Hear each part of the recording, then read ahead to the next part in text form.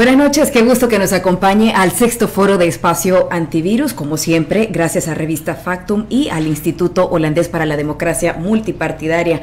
Ahora, como siempre, vamos a estar abordando un tema alrededor del COVID y uno de los temas sumamente importantes y que pues más preocupan a toda la población, y es sobre cómo impactará la pandemia en los niveles de pobreza. Me da mucho gusto presentar a Ileana Álvarez. Ella es catedrática e investigadora del Departamento de Economía de la UCA. ¿Qué tal? ¿Cómo estás, Ileana? Hola, ¿qué tal? Muy buenas noches. En primer lugar, un saludo, un placer compartir esta noche con Jimmy y con Manuel. Y bueno, agradecer a Revista Factum por la invitación y por la apertura de estos espacios tan importantes.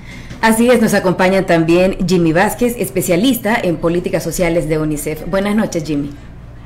Buenas noches, Liliana, Manuel. Liliana, un gusto verlas. Manuel Delgado, economista y consultor en temas sociales. Bienvenido, Manuel. Buenas noches, Liliana, Iliana y Jimmy, y a todos los que nos escuchan. Bueno, como siempre, pues le recordamos que su participación es sumamente importante durante esta transmisión, así es que sus opiniones y comentarios bienvenidos sean. Al final del programa daremos un espacio para dar lectura. Y como siempre, pues nosotros comenzamos con una breve introducción. Y es que el país más pequeño de Centroamérica y uno de los más densamente poblados, ese es El Salvador, cuenta con 6.4 millones de habitantes y se ubica en el número 83 percentil en términos de densidad poblacional a nivel mundial. Estos datos pues son obtenidos de acuerdo a informes sobre el panorama general en el país. De acuerdo al Banco Mundial, en El Salvador en 2019 el crecimiento del PIB alcanzó el 2.3%. El crecimiento anual ha superado el 3%, solo 2 veces desde el año 2000. Ahora, con la pandemia del COVID-19, la economía en el país se espera se contraiga a menos 4.3%. En cuanto a la pobreza, el país ha tenido una moderada reducción, disminuyó del 39% en 2017. La pobreza extrema también disminuyó del 15 al 8.5% durante el mismo periodo. El Banco Mundial estima que El Salvador, la pobreza aumentará 4 puntos. Estamos hablando de 66,000 hogares que podrían sumarse a los 491,000 hogares que ya viven en pobreza. La crisis económica mundial nos afectará a todos, pero no por igual. Las personas que antes de este momento estaban en condiciones de precariedad verán su situación acentuada, y la diferenciación del impacto no será igual incluso dentro de las mismas personas pobres, ni para hombres y mujeres, ni para adultos mayores y niños. Desde esa complejidad vamos a abordar el tema de esta noche, aprovechando los conocimientos de nuestros invitados, y es así como comenzamos a hablar pues de pobreza. Se puede hacer desde múltiples dimensiones, algunas de estas, por ejemplo, el ingreso, la vivienda, la alimentación, esparcimiento, pero hablar de la pobreza como una decisión más que una condición. Por eso a veces se habla acá en el país más como una condición que una decisión, y bueno, por eso a veces este tema pues queda marginado desde el debate público. Comenzando con esa introducción, ¿qué debemos entender cuando hablamos de pobreza? Manuel, comenzamos con usted. Bueno, buenas noches. El tema de pobreza siempre es quizás complejo. Han habido algunos avances en la ciencia económica o en las ciencias sociales a cómo se debería de medir, porque históricamente se ha medido la pobreza para aquellos hogares que tienen un ingreso inferior a una canasta alimenticia, a una canasta básica. El Salvador en 2014, con la Ley de Desarrollo y Protección Social, se aprobó la medición multidimensional de la pobreza. Y a pesar de que han pasado varios años, todavía el concepto hay que irlo un poco digiriendo qué quiere decir, ¿no? Si bien el ingreso nos permite a nosotros obtener el bienestar que deseamos, no necesariamente quiere decir que lo tengamos, ¿no? Es decir, tener un salario por encima de la canasta básica no necesariamente va a decir que nosotros suplamos todas nuestras necesidades de educación o de salud o de vivienda, como muy bien lo comentaba, ¿no? Entonces la pobreza multidimensional lo que busca es medir qué partes del bienestar estamos logrando o no estamos logrando las personas y los hogares específicamente, ¿no? Pero nos basamos en una idea de derecho, porque digo, bienestar para mí puede ser, por ejemplo, tener una casa de 4 pisos, pero eso no quiere decir que que eso me va a dejar de ser pobre, ¿no? Y nos basamos en derechos fundamentales, ¿no? Es decir, que las personas puedan garantizar, o bueno, sí, puedan gozar, perdón, el derecho a la educación, el derecho a la vivienda, el derecho a la salud, el derecho a la seguridad, al trabajo, y esa es la lógica de la medición oficial de la pobreza multidimensional, ¿no? Entonces, son dos caras de la misma moneda, por así decirlo, ¿no? El ingreso me permite medir qué tanto bienestar podemos alcanzar las personas, y la medición multidimensional me va a permitir qué nivel de bienestar, si estamos teniendo un mínimo de goce de derechos. Ok. Jimmy. Sí. Si podemos también, de parte tuya, conocer qué debemos entender cuando hablamos de pobreza, tomando en cuenta lo que acaba de decir también Manuel, ¿no? de tomar estos derechos como vivienda, salud, educación, seguridad, y que en el país realmente no se cumplen para todos por igual. Bueno, pienso yo que quizás, digamos, en complemento de lo que ya señalaba Manuel, es importante, bueno, básicamente, digamos, El Salvador, si algo tiene, es una ventaja de contar con dos mediciones, que es la de ingresos y la multidimensional. Me parece que eso es importante porque cuando tenés, por ejemplo, shocks como el que está sufriendo el mundo, que viene, digamos, por la transmisión de ingresos en su mayoría, entonces, digamos, ahí la pobreza por ingresos, pues te da, digamos, algunas estimaciones que es importante en términos de política pública. En el caso de El Salvador, la pobreza por ingresos quizás se medirá desde por ahí de 1960 y algo. Datos técnicos que yo creo que son importantes considerarlos es que, digamos, como ya bien lo señalaba Manuel, uno necesita identificar cierto ingreso y ese ingreso lo comparo básicamente con el precio que tiene la canasta básica alimentaria.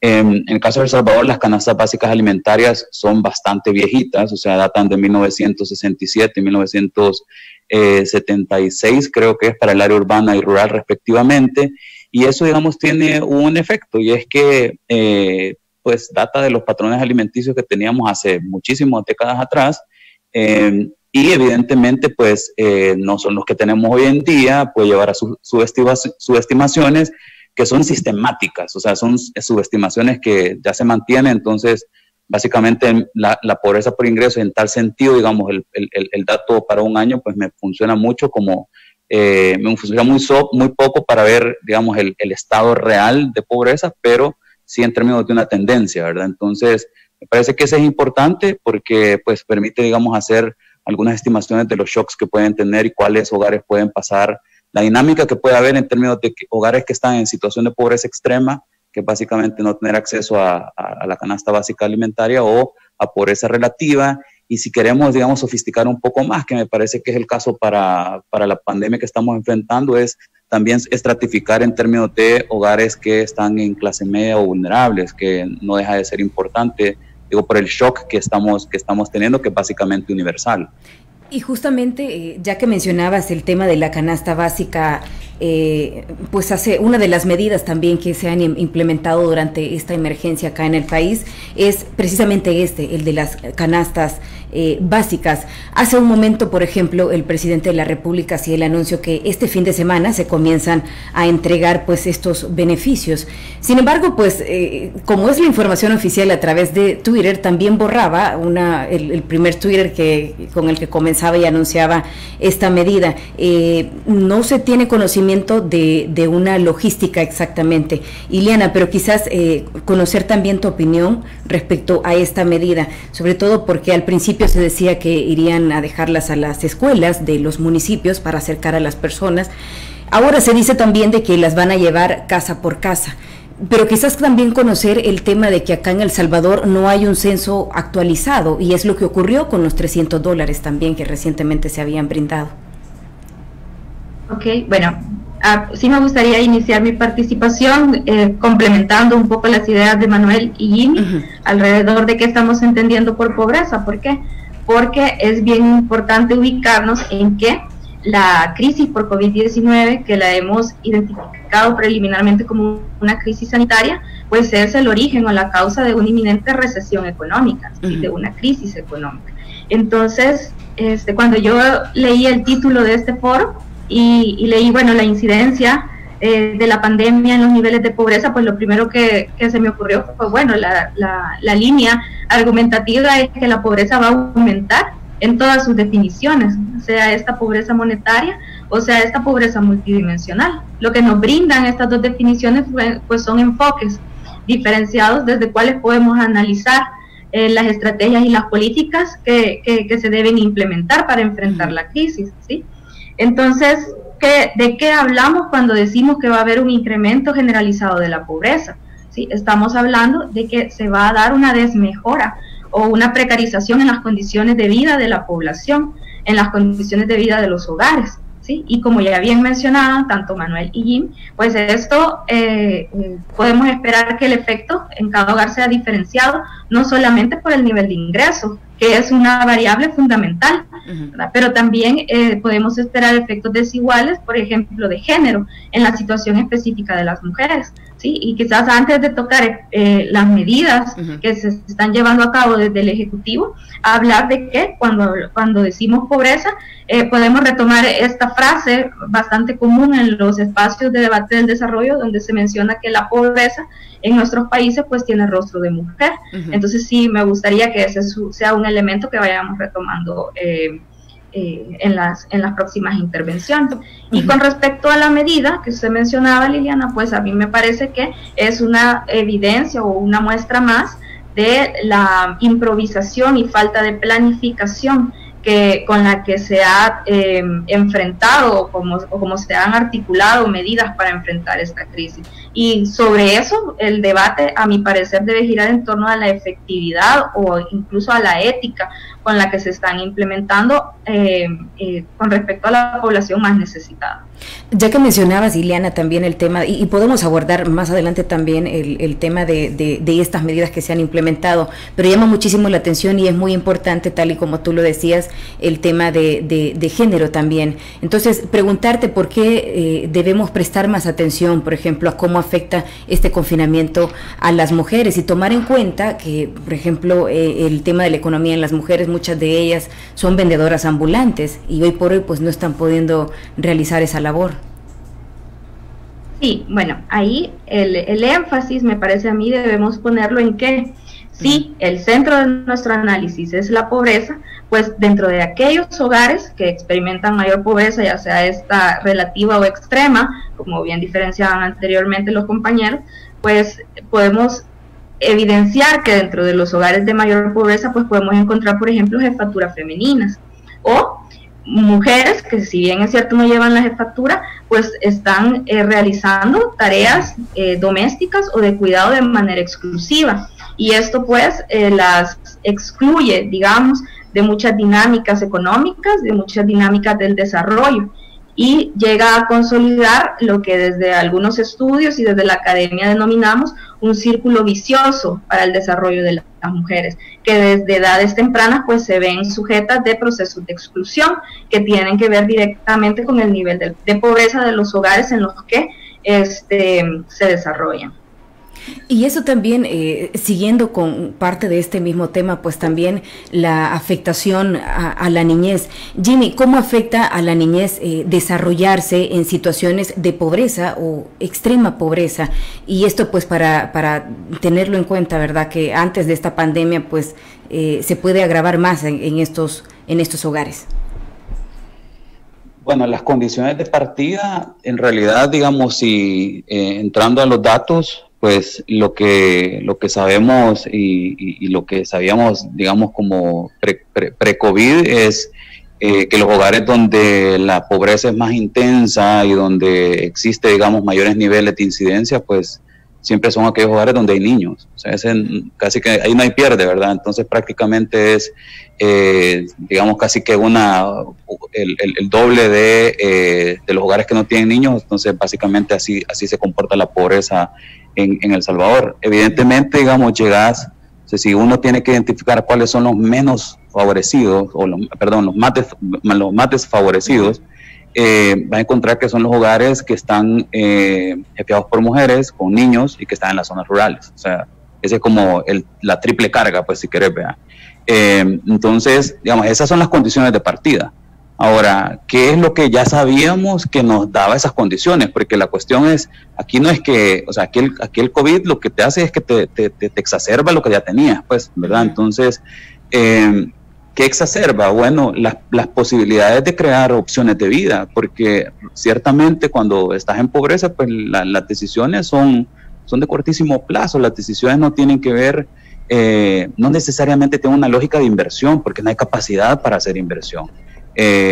Ciertamente las opciones, digamos, de los niños se ven disminuidas, y eso desde el punto de vista, digamos, ya si uno quiere incorporar incluso otras ciencias, o sea, si incorporamos un poco de neurociencia, lo que sabemos es que la pobreza en estos primeros años de vida, digamos, donde se construyen los acervos de capacidades, de destrezas, de habilidades, tiene un impacto negativo en todo lo relacionado al control emocional, a la lingüística, a la capacidad de retención, que son al final del día todas condiciones para tener una exitosa inserción, no al mundo laboral, a la escuela. O sea, primero a la escuela, ya no digamos al mundo laboral, porque después entonces es, ¿qué pasó? Bueno, sale de la escuela porque no tiene entendimiento, no existen las herramientas, y evidentemente pues eso al final del día te dispara las tasas de subempleo, que es evidentemente lo que tiene El Salvador históricamente, no es el desempleo, sino el subempleo, digamos, la principal característica del mercado laboral, y en tal sentido pues tiene finanzas públicas debilísimas, ¿verdad? Entonces es todo un circuito, ¿verdad? Y la cuestión es cómo, porque no es fácil, ¿verdad? O sea, aquí los economistas hablamos de maximizar recursos, nosotros trabajamos en la escasez, pero la verdad es que el caso de El Salvador ciertamente no es fácil, ¿verdad? Sobre todo, digamos, con las precarizaciones y con la falta de recursos a las que se puede ver en los próximos años, que ya lo estamos viendo, pero que se puede ver también intergeneracionalmente. Manuel, sumado a lo que está diciendo también Jimmy respecto al desempleo, al subempleo, las finanzas públicas débiles, el COVID también trae pues consecuencias, por ejemplo, la caída de las remesas en un 40% en el último mes. Las remesas, pues como todo ya se sabe, pues son un gran soporte a la economía del país. ¿Qué podremos esperar con ese bajón de los niveles de pobreza en el país? Y quizás también quisiera complejizar dos cosas. Un ejercicio rápido que hemos hecho, yo creería que por lo menos la pobreza por ingreso aumentaría 7 puntos porcentuales. Es decir, que podríamos estar llegando a por lo menos una cifra de 30. Todo va a depender de cuánto la actividad económica se paralice, ¿no? Y obviamente de cuánto se mantenga la caída de las remesas, porque las remesas caen un mes, pero pueda que se recuperen a final del año, o si no se recuperan, la crisis se agudiza. Entonces, definitivamente, esa es como va a ser la principal entrada, por así decirlo, de la crisis de los hogares, que va a ser la caída del ingreso y la pérdida de empleos, que también ya está sucediendo. Entonces, tanto caída de ingreso vía remesas como pérdida de empleo es un shock muy fuerte para cualquier hogar, y va a agudizar la precariedad alimentaria que ya existía. Y ahí es donde yo quisiera complejizar el tema y quizás tal vez insistir porque es importante ver, por ejemplo, la pobreza multidimensional, porque yo tengo que ver todas las esferas del bienestar de las personas y no únicamente pensar que como está en crisis, reparto una canasta, resolví el problema de la pobreza. Las personas tienen diferentes dimensiones de su bienestar, ¿no? Complejizando el tema alimentario, sabemos que por pobreza extrema es como el 7%, pero cuando nosotros aplicamos la escala latinoamericana de seguridad alimentaria, entre el 17 y el 16% de los hogares están en condición de inseguridad alimentaria, siendo más grave en Morazán, Aguachapán y, si no me equivoco, Santana, ¿no? Es decir, que es una cifra incluso mayor, que va en la lógica un poco en la que hablaba Jimmy. Tenemos una canasta muy antigua que nos está dando unos datos de pobreza por ingreso muy subestimados. Lo que nos dice es, miren, el riesgo que tiene la población de entrar en el problema más severo de la pobreza, que sería el hambre, es alrededor del 17% de los hogares. ¿Es entregar una canasta la mejor opción? No lo sé. ¿Es la mejor manera ir tocando puerta por puerta aunque no hubiera un censo? Tampoco es tan claro, ¿no? Pueden haber lo que en economía llamamos errores de inclusión o de exclusión, ¿no? Que es muy probable que le demos la canasta a alguien que no necesita la canasta, sino que lo que necesita es acceso a agua potable, y no darle la canasta a alguien que sí lo necesite, ¿no? Es decir, correr esos riesgos es muy fuerte, sobre todo, y ahí quizás viene un poco mi reflexión, es para enfrentar la pobreza la mejor manera es tener un enfoque de protección social que vea todas las esferas. Y ese desmantelamiento de ese enfoque o de esa visión, creo que es lo que nos va a cobrar una factura en cuanto a la ineficiencia de cualquier medida que pueda hacer. La percepción es muy mala para entregar. Si yo mando a 4 personas a recorrer una calle y decir, mire, entréguele a quien a usted le parece pobre esta canasta, es muy probable que deje de fuera a personas que son las que están tradicionalmente excluidas, ¿no? Entonces, en ese sentido, es un poco sobre la crítica o tal vez la reflexión, sobre todo, a la forma de la entrega de la canasta o cómo se va a ver el problema alimentario. Y el otro tema es, no solo va a ser un problema en la alimentación o en el ingreso, ¿no? O sea, no sabemos, por ejemplo, a nivel educativo, cuántos niños van a desertar de la educación.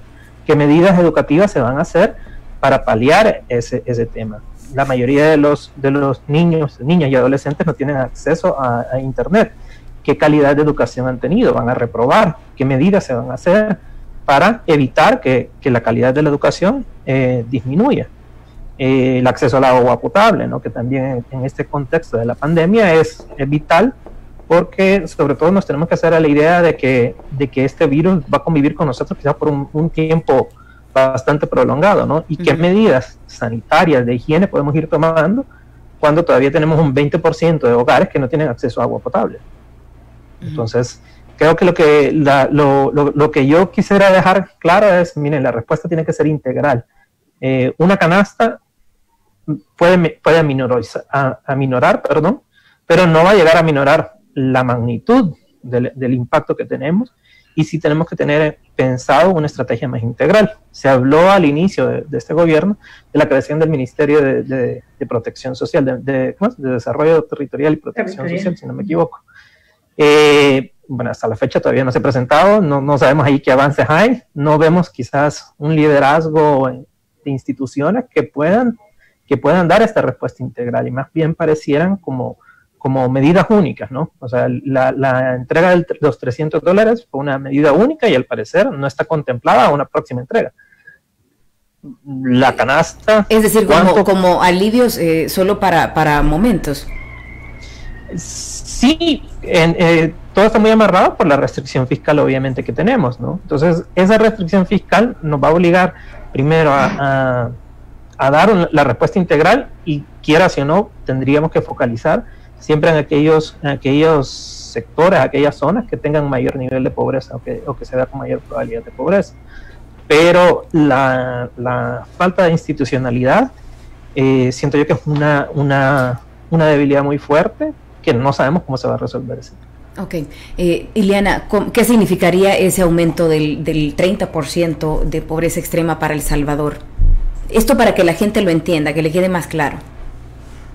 Y bueno, como ya lo mencionaba, cualquier incremento de pobreza, lo que significa o lo que acarrea, pues es una desmejora o una precarización en las condiciones de vida de las personas. Es decir, aquellos indicadores de ingreso se van a ver disminuidos, y esto va a afectar primordialmente a los hogares de más bajos ingresos, ¿verdad? Y aquellos indicadores de desarrollo, pues si podemos llamarle así, al acceso a la salud, al acceso a la educación, al acceso a indicadores nutricionales integrales, estos también se van a ver perjudicados. Y eso es bien importante de mencionarlo, porque esto no solo afecta, es una afectación inmediata ni de corto plazo. Esto termina mellando las potencialidades y las capacidades productivas del país, y son consecuencias con las que se puede, digamos, vivir por muchos años, y que mantienen estancados los indicadores económicos, tanto de crecimiento como de desarrollo humano.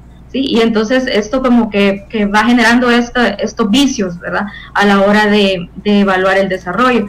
Sin embargo, también me gustaría retomar algunos elementos que mencionó Manuel y Jimmy, para siempre enlazar con el tema de la situación más vulnerable que sufren las mujeres dentro de los hogares. ¿Por qué? Porque Jimmy ya nos decía que, y de manera bastante buena que con el COVID-19 lo que ha sucedido es que algunas crisis que ya vivíamos pues se han intensificado. Entre estas, pues la capacidad que tienen los hogares de generar posibilidades de vida, ¿sí? Y que ya Manuel también nos decía, pues que con el COVID la caída del ingreso y la caída del empleo pues va a impactar directamente, ¿verdad? El bienestar de los hogares. Entonces, desde el enfoque de género, o bueno, más bien desde la economía feminista, de lo que hablamos es de que la crisis que ya teníamos y la que ya habíamos identificado antes de la crisis sanitaria, pues es la crisis de la economía del cuidado en El Salvador, y que está fundamentada en la situación de desventaja y de vulnerabilidad de las mujeres, que son precisamente quienes más atienden estas labores. O sea, a esta crisis de la economía del cuidado dentro de los hogares, ¿sí?, también se ha visto profundizada por la situación sanitaria. Entonces, también debemos esperar que las consecuencias de corto, mediano y largo plazo sobre los incrementos en la pobreza, pues van a consolidar a las mujeres en estos indicadores de ingreso más bajos dentro de la sociedad. Okay. Jimmy, escuchando también lo que decía Manuel anteriormente con el tema de la educación, sobre todo, ¿cómo le afecta a los niños en un país como El Salvador perder un año escolar, especialmente, pues sí, tomando en cuenta los hogares más pobres y en los que se asume que pues no hay ni siquiera internet? Quizá antes de señalar eso quisiera dar un dato más, porque tú preguntabas cómo, o sea, digamos, técnicamente pues explicamos qué es esto de pobreza, el tema es cómo se vive, cómo se siente, ¿verdad? Y al final del día, o sea, lo que tú tenés es que de repente eras un hogar que recibías remesas, empezás a recibir menos remesas, entonces te toca tomar decisiones diferentes. O sea, eso es, si nosotros vemos exclusivamente el golpe en ingresos laborales, que de repente, o sea, fui cesado de mi trabajo, o de repente no puedo ir a vender, ¿verdad? O sea, digamos, eso es como se vive, pues, eso es ahorita.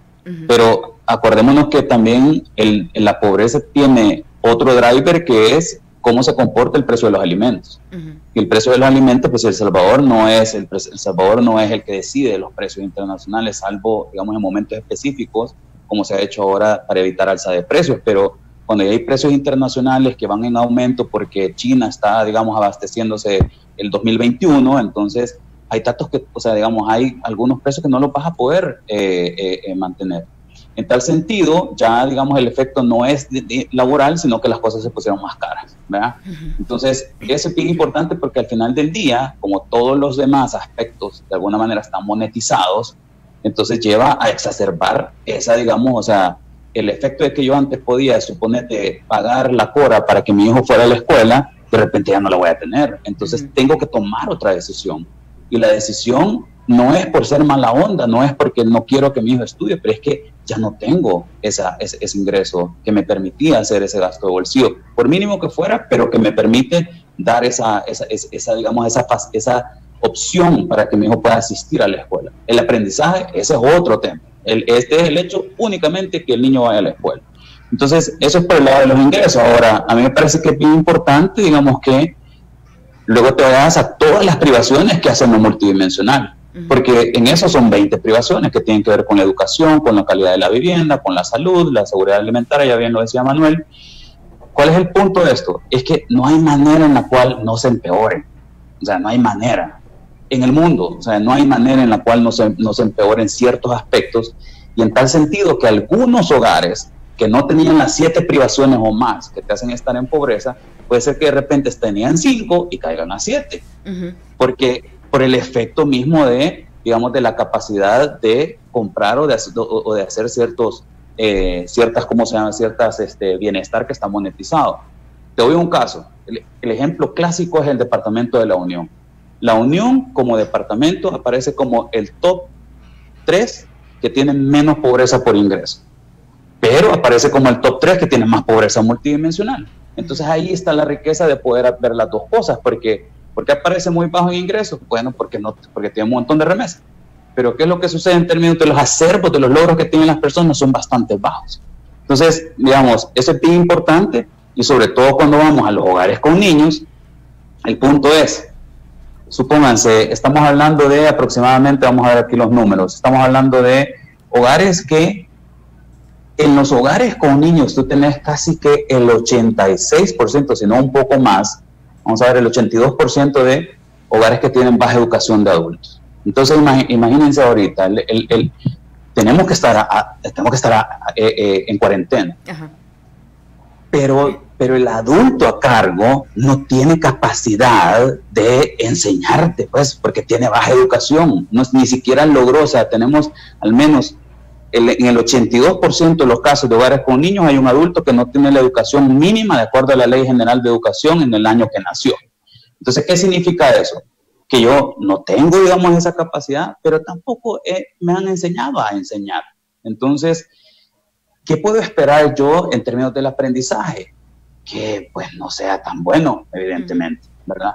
Entonces, claro, digamos, todas las condiciones de precariedad que ya existían en los hogares con niños, lastimosamente, se ven, digamos, aumentadas. Salvo que, y ahí viene la cosa, porque salvo que cambiemos de verbo y cambiemos de la idea de erradicar, porque ahorita no estamos pensando en la erradicación de pobreza per se, a la contención. ¿Qué hacemos para que no aumenten de manera tan exorbitante las privaciones de los hogares, particularmente de aquellas que, si bien no eran las que aportaban más energía en términos de mover la pobreza, pero pueden llegar a tener una incidencia muy importante, como es el caso de la inasistencia escolar, entre otros ámbitos? Bueno, Manuel lo decía muy bien, el caso de la inseguridad alimentaria me parece que es digamos, o sea, no es pronosticar pues un mal, pero es que las condiciones ya eran así de El Salvador, sobre todo considerando que El Salvador casi que consume, importa todo lo que consume, pues, entonces se vuelve un poco más difícil. ¿Qué hacemos para que no aumenten las privaciones de los hogares?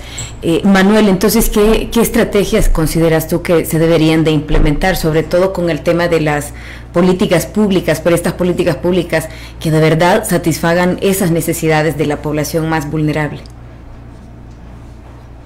Bueno, en alusión obviamente a lo que dijo Jimmy y a lo que dijo Iliana, quizás dos partes, ¿no? Una es proteger el gasto social. El gasto social es el que puede beneficiar a la mayor cantidad de personas en pobreza. Cuando decimos gasto social, obviamente estamos hablando del gasto en educación, el gasto en salud y el gasto en protección social. O sea, todo aquel gasto que vaya dirigido a personas en pobreza.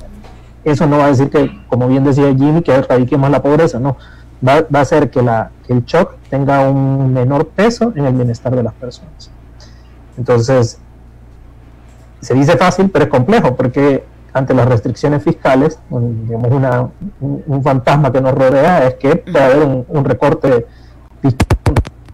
y que se empiecen a disminuir los presupuestos de estas carteras, ¿no? Entonces, una acción de política tiene que ser proteger a capa y espada todas aquellas políticas de bienestar social.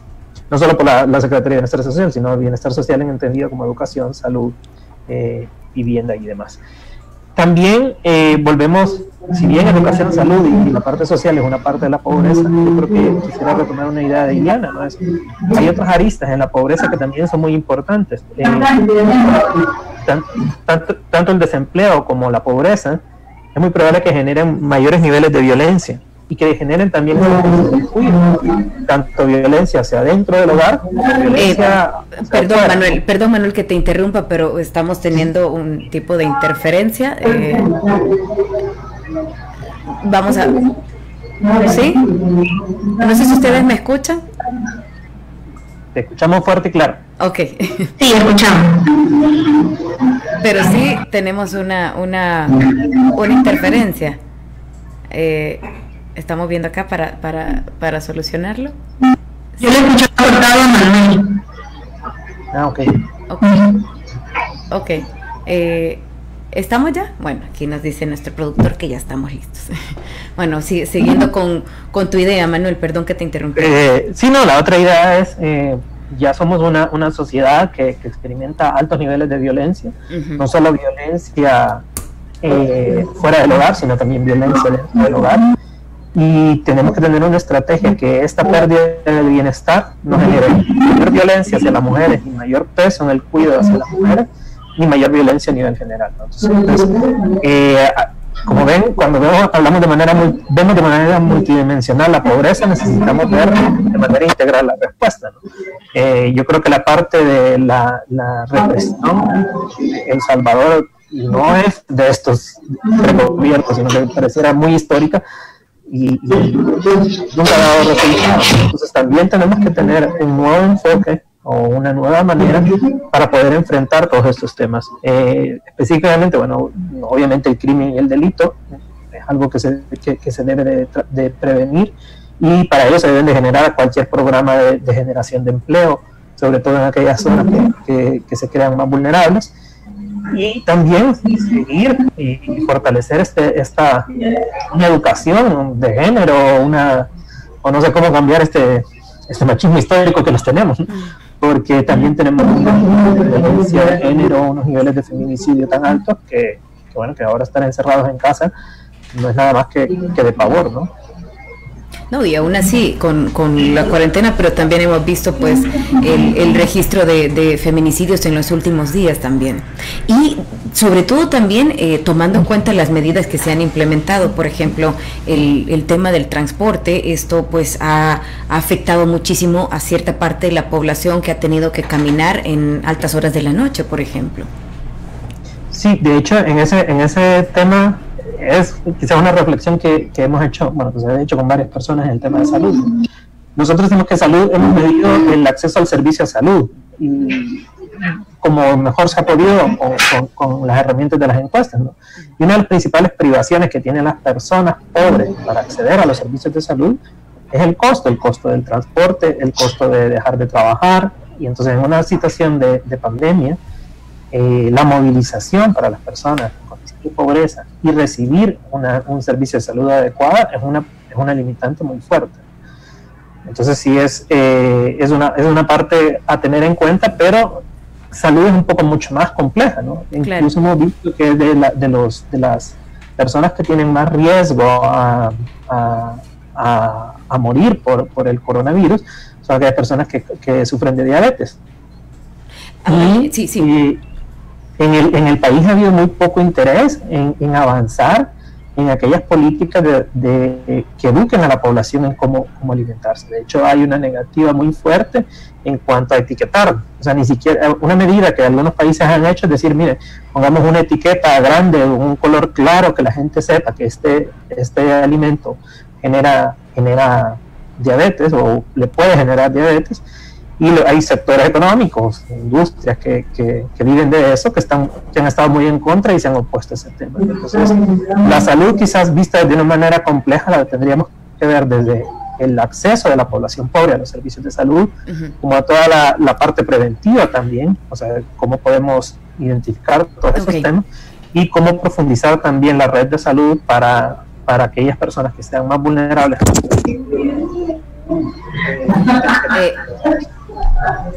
Una vez más, creo que perdimos. Bueno, Ileana, ¿tú me escuchas? Sí, perfectamente. Ok, bueno, quizás para hablar y profundizar también un poco más con el tema de las medidas, y sobre todo que fue de las primeras, el tema de los $300 como paliativo para evitar caer en la pobreza, analizando un poco esta medida, y también ahora el tema de las canastas, que lo hablábamos un poco al principio. ¿Qué te parecen este tipo de medidas que han sido implementadas pues para aliviar un poco de manera inmediata?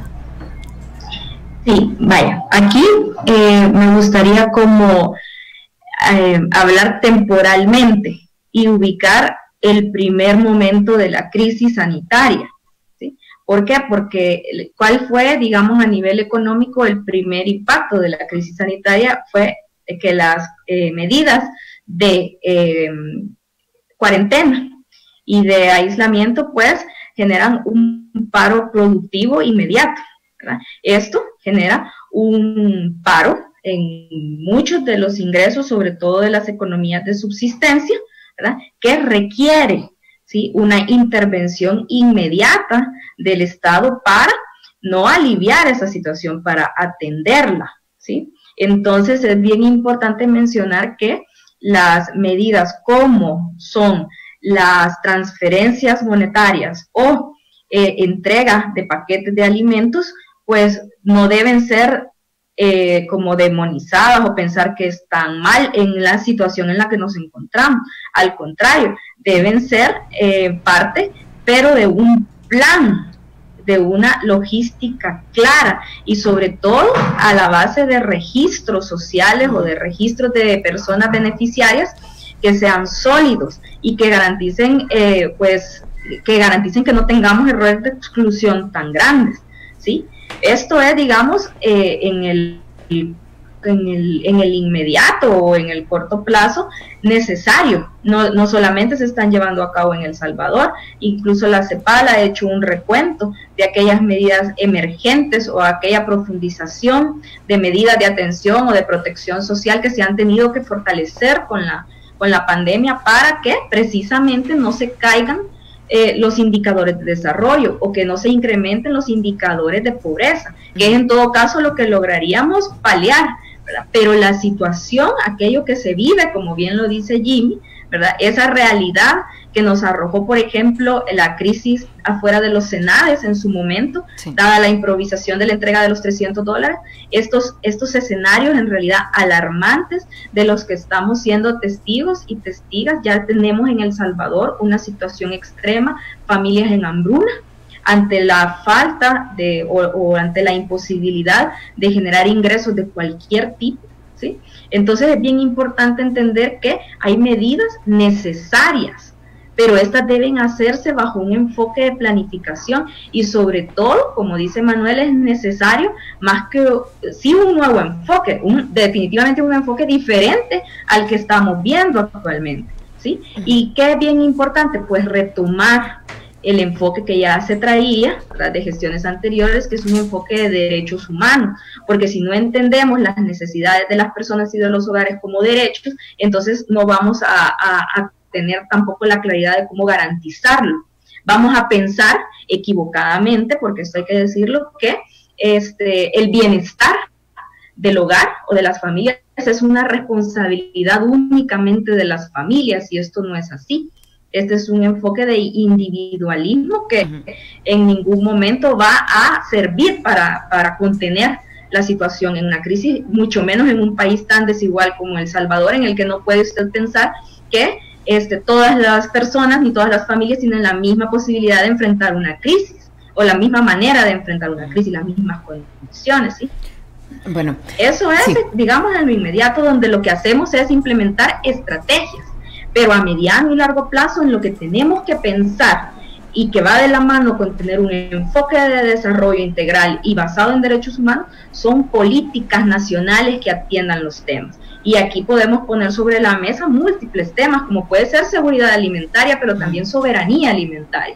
Puede ser género y podemos enfocarnos en temas de violencia, como ya lo mencionaba Manuel, pero también pueden ser políticas de corresponsabilidad social en los cuidados que ayudarían a generar esta base más equitativa entre hombres y mujeres para enfrentar la dinámica económica, ¿sí? Y así múltiples políticas que también son necesarias, como la política fiscal, estructurar una política fiscal sólida, que además sabemos actualmente está plagada o tiene un componente muy importante de deuda. ¿Qué manejo se le va a dar a esa deuda?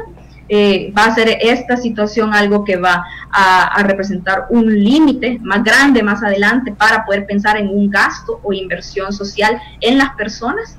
Va a seguir siendo esto una excusa para no enfocar la inversión en los hogares y en las personas. Entonces todas estas son preguntas que ya nos tenemos que estar haciendo y que debemos de tener claridad que la pobreza es un tema que ahorita lo que vamos a lograr es contenerla en todo caso, si se logra articular una planificación anticrisis y frente a los indicadores de pobreza.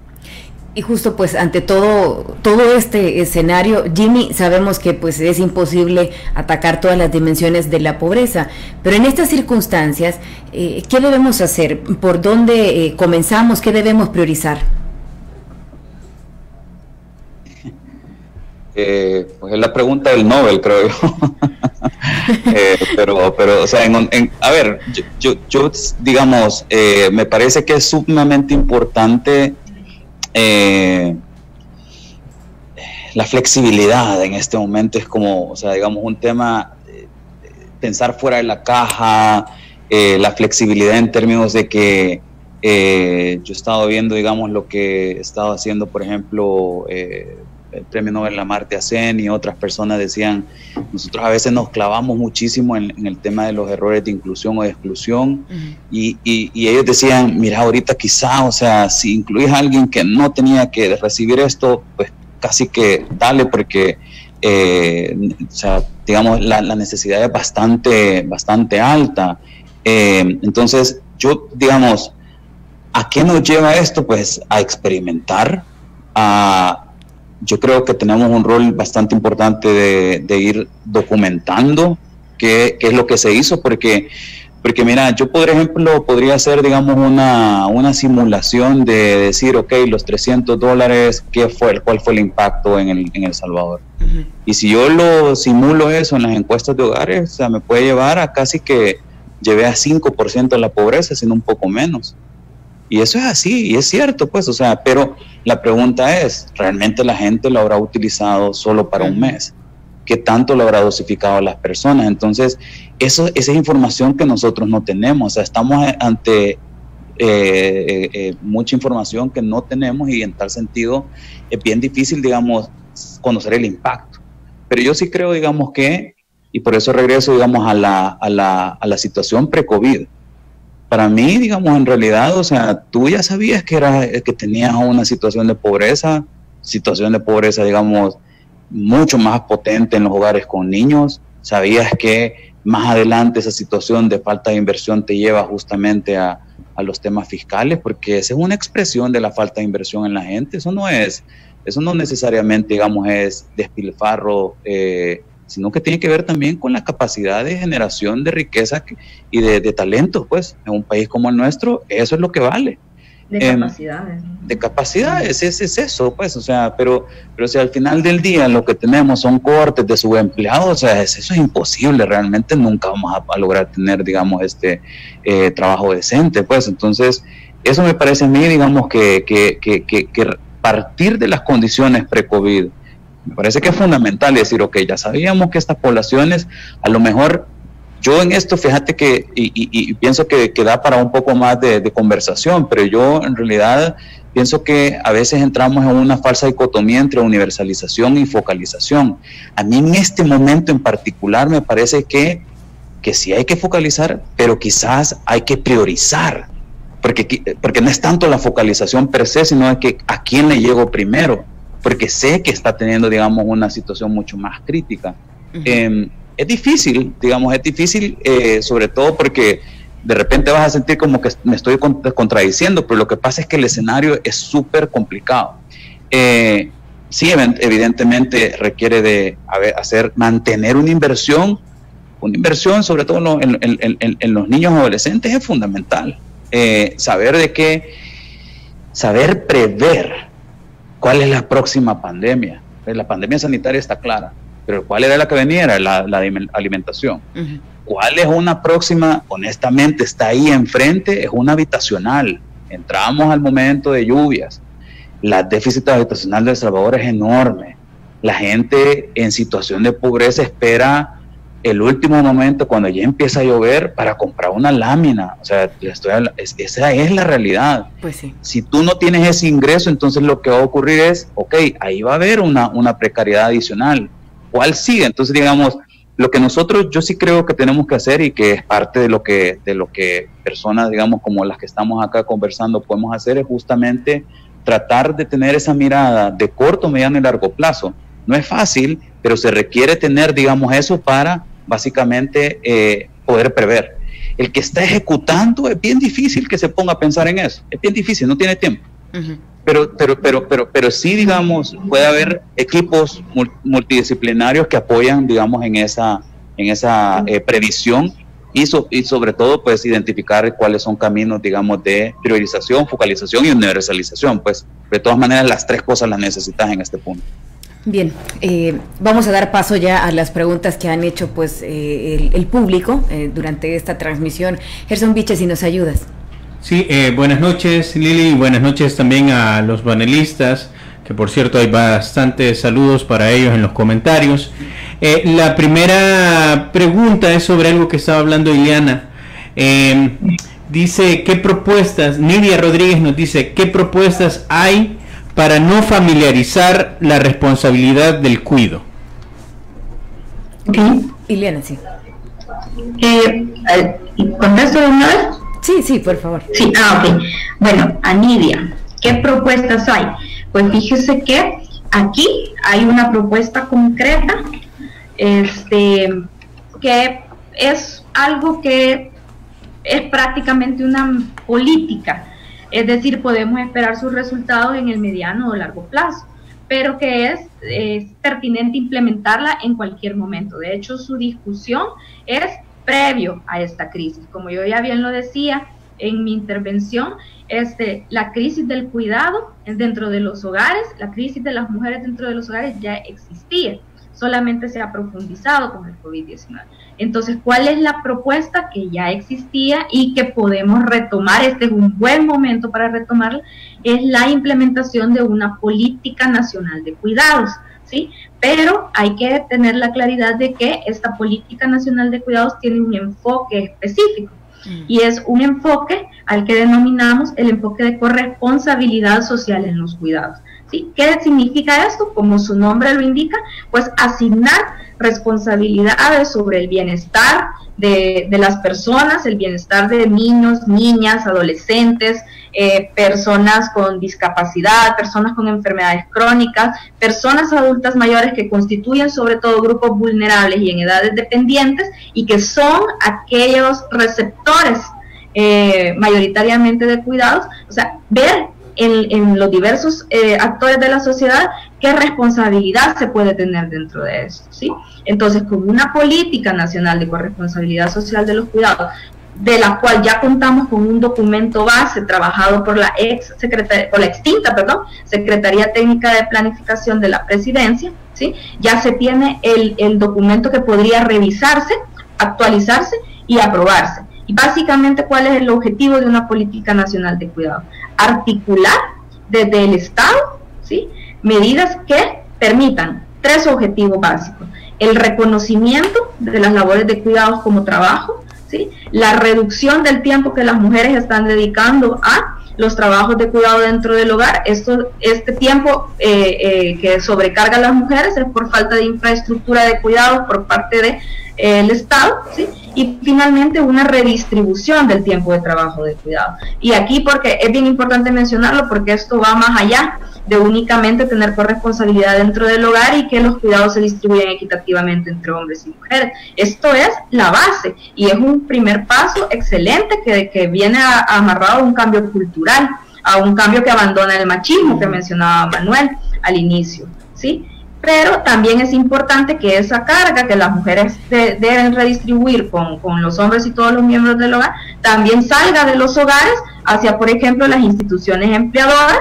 Tenemos el caso de que está aprobado por la Sala de lo Constitucional que las empresas, por ejemplo, tengan salas cunas dentro de sus instituciones, ¿verdad? Y además hacia el Estado. Y aquí es bien importante este enfoque que mencionaba Jimmy sobre la focalización o la universalización, ¿sí? ¿Por qué? Porque a largo plazo una política nacional de cuidados que articule necesidades de bienestar toma en cuenta, por ejemplo, las necesidades de acceso a servicios básicos que permiten realizar el cuidado de manera más adecuada. También toma en cuenta, por ejemplo, una base o un sistema de salud fuerte que permita un acceso público, ¿sí? Entonces vemos cómo en una política nacional de cuidados, articular una política de esta forma, pues logra equilibrar muchos de los escenarios en desventaja para las mujeres. Esa es la propuesta que existe y que puede ser dinamizada justamente en este momento. Me parece un momento oportuno para retomar este documento. Bueno, tenemos una segunda pregunta, Vilches. Sí, vamos a unir dos preguntas que van sobre la misma temática. Estas serían para Manuel. Nos dicen, que el impacto económico es grande, valorar profesionales liberales o independientes con todo lo que pasa, su capacidad económica ha caído, dice. Es duro ver ingenieros, abogados, arquitectos que no tienen que comer y con el ahorro agotado y tarjetas topadas y con deudas. Y Juan Mel dice, que aquí es donde cerraríamos la pregunta, ¿es posible o tenemos capacidad de estimar el impacto en las clases medias? En su valoración, ¿qué tan grande será el impacto para esas personas? Manuel. Bueno, también me quisiera tomar un poco de la pregunta anterior. De acuerdo. Yo creo que sumando lo que dice Ileana, hay algo más simbólico que se debe de hacer, ¿no? Y que son quienes tienen los micrófonos, tanto en el área política como en los medios de comunicación, ¿no? Es decir, tenemos que promover el autocuidado, el respeto y el cuidado como un derecho. Yo creo que no se vale que en el debate en redes sociales, el debate político, se sigan dando mensajes misóginos, que lo que van generando es aumentar la violencia de género, y que van perpetuando, incluso también lo vimos en TCS o en medios de comunicación, que la carga de trabajo la sigan teniendo más las mujeres, ¿no? Entonces yo creo que sí se necesita, y eso no es un cambio que requiera de mucho dinero, sino que requiere del compromiso de tanto de actores políticos como de medios de comunicación, de dar un mensaje claro en esas 3 vías para más. Uno, el autocuido también lo tenía que decir, y es también por lo que atañe a los hombres, ¿no? Una cuestión rara, o no sé si existe ahí una explicación de la ciencia, que el coronavirus afecta más a los hombres, y ya sabemos que los hombres tenemos tal vez hábitos de higiene un poco peores, una resistencia a acceder a los servicios de salud, etcétera, etcétera. Entonces hay que hablar y educar, ¿no? Y ese sería para mí un papel tanto de gobierno como de medios de comunicación. Okay. Sobre el tema del empleo, definitivamente tenemos que pensar en una reestructuración de la economía. Ya la economía per se no es que daba mucho, generaba un empleo muy precario y muy malo, y esa es como una de las principales limitantes o mayores generadores de pobreza o de pérdida de bienestar. No podemos mantener un esquema de exenciones de impuestos a aquellas empresas, aquellas actividades económicas que no den rendimiento del mismo. Yo incluso creo que he sido me parece a veces que la cantidad de evaluaciones que se le pide a los programas de pobreza es tal que los programas económicos no tienen. Demuestren todas estas empresas que tienen exenciones de impuestos que están generando más empleo, y no que simplemente están generando ganancias para sus propietarios. Y tiene que haber una política de renovación económica, una política de promover a aquellas empresas que generen mayor cantidad de empleo, y pedirles cuentas también a estas, ¿no? Porque el empleo debería ser una de las estrategias fundamentales para enfrentar la crisis. Yo creo que por ahí debería de ir, o sea, sé que va a haber no solo, creo que Juan ahí mencionaba, el impacto en las clases medias o las clases vulnerables, que en un momento habló Jimmy, sí se pueden medir a través de las encuestas de hogares.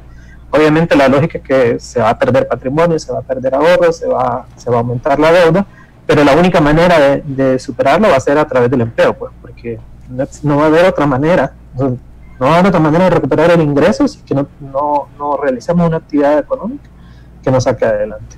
Okay, entonces sí, el centro de la recuperación tiene que ser una política económica que ponga en el centro el empleo y que desmantele una cantidad de exenciones que no están generando ese beneficio. Okay. De acuerdo al tiempo, vamos a hacer una pregunta más, Viches. Claro, esta sería para Jimmy y es un poco general, pero básicamente nos pregunta algo que muchas personas muchas personas también ponen en disputa. Okay. Elizabeth Madrid nos dice, ¿qué alternativas tiene el país si está en una crisis mundial? Dice, ¿cuál sería la propuesta ideal? ¿Cómo combatir el virus y cuidar la economía al mismo tiempo? Ok, Jimmy, si nos haces el favor. Bueno, realmente, digamos, quizás lo más cercano que ha existido en el mundo a lo que tenemos hoy en día, en términos epidemiológicos, pues sí, es la gripe española de 1918, pero en términos del impacto, creo que es el micrófono de Ileana, si se lo pone mute. Ahí estamos. Sí, ahí sí. está. Entonces, decía que, digamos, el impacto, o sea, en términos globales, el único plan que ha existido así, de un plan de casi que de reinicio, ha sido el plan Marshall, ¿verdad? De allá o sea, después de la Segunda Guerra Mundial. A mí me parece que probablemente las economías, y una como la salvadoreña, que tiene su principal riqueza son su gente, particularmente sus ciudadanos más pequeños, me parece que debe de ir en esa dirección, porque fíjense lo paradójico del momento. Estamos hablando de que antes del COVID éramos una economía, pues sí, dependiente de remesas, igual lo seguimos siendo, pero altamente carbonizada. Pues ustedes ven, mucha parte de los impuestos tiene que ver, digamos, con el carbón y petróleo además, pero con una baja valoración del cuidado y baja, digamos, o sea, de eso que humanidad solo se crea con humanidad. Pues resulta que estamos en un momento en el cual cae drásticamente, porque el PIB cae drásticamente, pues sí, porque no existe esa actividad humana de consumo. En algunos lugares tiene que ver muchísimo con justamente, digamos, la movilización, todos los impuestos, o sea, digamos, la generación que hay, pero nunca se ha hecho más cuidado. Y es cuando menos tiene, o sea, menos se ha sentido ese impacto en las cuentas nacionales, sobre todo de valor agregado, que es el PIB.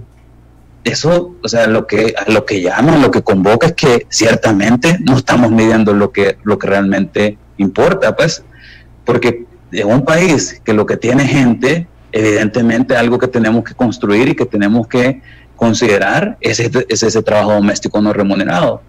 Económicamente te genera empleo, y digamos, si es algo que en términos de lo que El Salvador puede llegar a hacer, pues es lo que te crea básicamente riqueza futura, ¿no? O sea, es tener esas capacidades, esa destreza, habilidades de personas.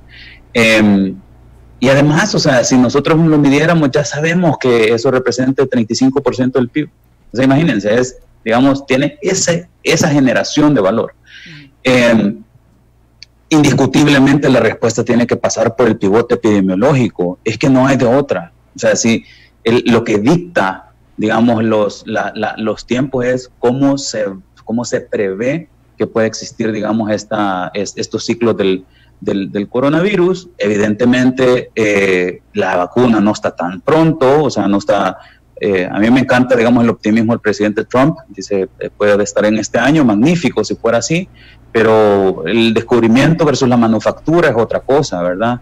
Y el que llegue y el que sea en cadena de frío, si es que, o sea, tiene que tener un montón, digamos, de elementos que a lo mejor hoy en día todavía tenemos que hacer, digamos, mucho desarrollo. Entonces, llegar hasta eso, lo que tenemos que pensar es que esto no es una carrera de 400 metros, está en realidad, en mi valoración muy personal, es una ultramaratón que va a requerir de correr en algunos pedazos, pero una ultramaratón es muy costosa, tiene mucho tiempo, hay mucho sufrimiento, entonces hay que saber dosificar.